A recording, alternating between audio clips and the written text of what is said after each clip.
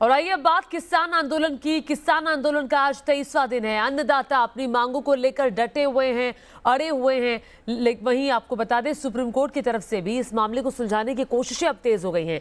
इस बीच पीएम मोदी आज मध्य प्रदेश में एक किसान सम्मेलन को वीडियो कॉन्फ्रेंसिंग के जरिए संबोधित करेंगे और किसानों की शंका को दूर करने की कोशिश करेंगे।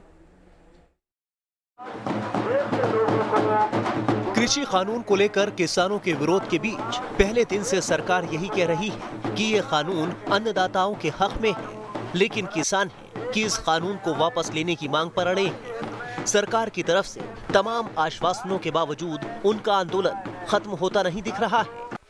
किसानों के जारी आंदोलन के बीच पीएम मोदी आज मध्य प्रदेश में एक किसान सम्मेलन को वीडियो कॉन्फ्रेंसिंग के जरिए संबोधित करेंगे और किसानों की शंका दूर करने की कोशिश करेंगे।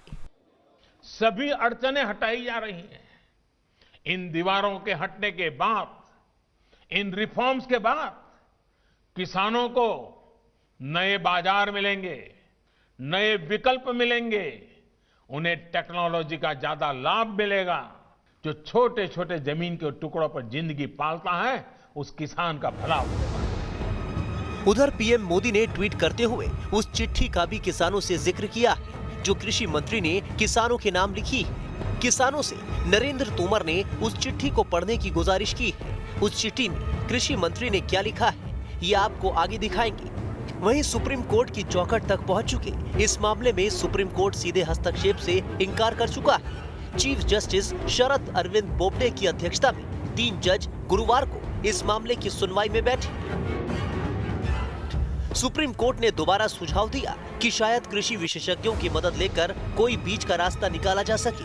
कोर्ट ने सरकार से ये भी पूछा कि क्या कृषि कानून के अमल पर फिलहाल रोक लगाई जा सकती है या देरी की जा सकती है, ताकि किसानों को ये लगे कि सरकार किसानों से बातचीत करने के लिए गंभीर है। वहीं सुप्रीम कोर्ट ने कहा कि किसानों को प्रदर्शन का हक है, लेकिन प्रदर्शन से किसी को दिक्कत नहीं होनी चाहिए। जब से इस मामले में देश की सबसे बड़ी अदालत सुप्रीम कोर्ट की एंट्री हुई है, तब से बातचीत के जरिए मामले को सुलझाने की कोशिश तेज हो गई है, जिसकी झलक कल की सुनवाई में भी देखने को मिली। सुप्रीम कोर्ट ने सरकार से जानना चाहा, क्या जब तक बातचीत से कुछ तय नहीं हो जाता, इस कृषि कानून को लागू करने से रोका जा सकता है। इस मामले पर अटॉर्नी जनरल के वेणुगोपाल ने कहा कि वो सरकार से पूछकर बताएंगे।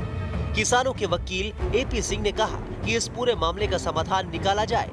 सुप्रीम कोर्ट ने कहा कि क्रिसमस की छुट्टियां हो रही हैं, इस मामले में अगली सुनवाई अवकाशकालीन पीठ करेगी। वहीं सरकार लगातार विपक्ष पर किसानों को गुमराह करने का आरोप लगा रही है, तो विपक्ष किसानों को लेकर सरकार के रवैये पर सवाल उठा रहा है।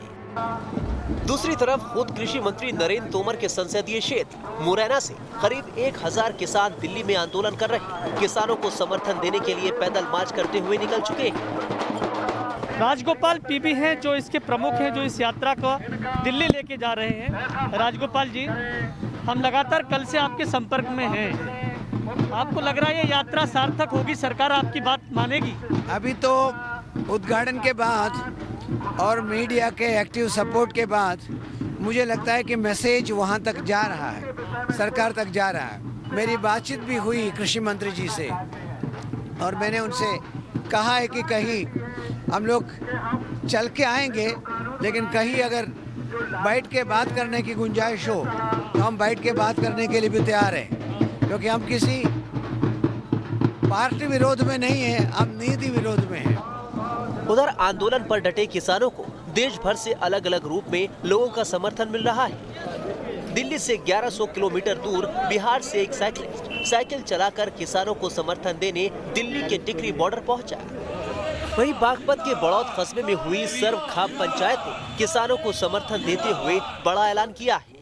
खाप के लोगों ने 19 दिसंबर से Delhi Yamunotri highway NH 709B को जाम करने का ऐलान किया है। फैसला लिया, दिल्ली सहारनपुर रोड को जाम किया जाएगा 19 तारीख में, और ये धरना अनिश्चितकालीन होगा। जब तक सिंधु बॉर्डर का यूपी गेट का धरना चलेगा तब तक नहीं चलेगा। जाहिर है एक तरफ किसान अपनी मांगों को लेकर टस से मस नहीं हो रहे हैं, ऐसे में बातचीत से ही कोई रास्ता निकल सकता है, लेकिन इसकी रूपरेखा क्या होगी ये अब सुप्रीम कोर्ट तय करेगा। हालांकि ये भी हकीकत है कि 6 दौर की बातचीत बेनतीजा रही है, लेकिन बातचीत ही एकमात्र रास्ता है। Team news nation.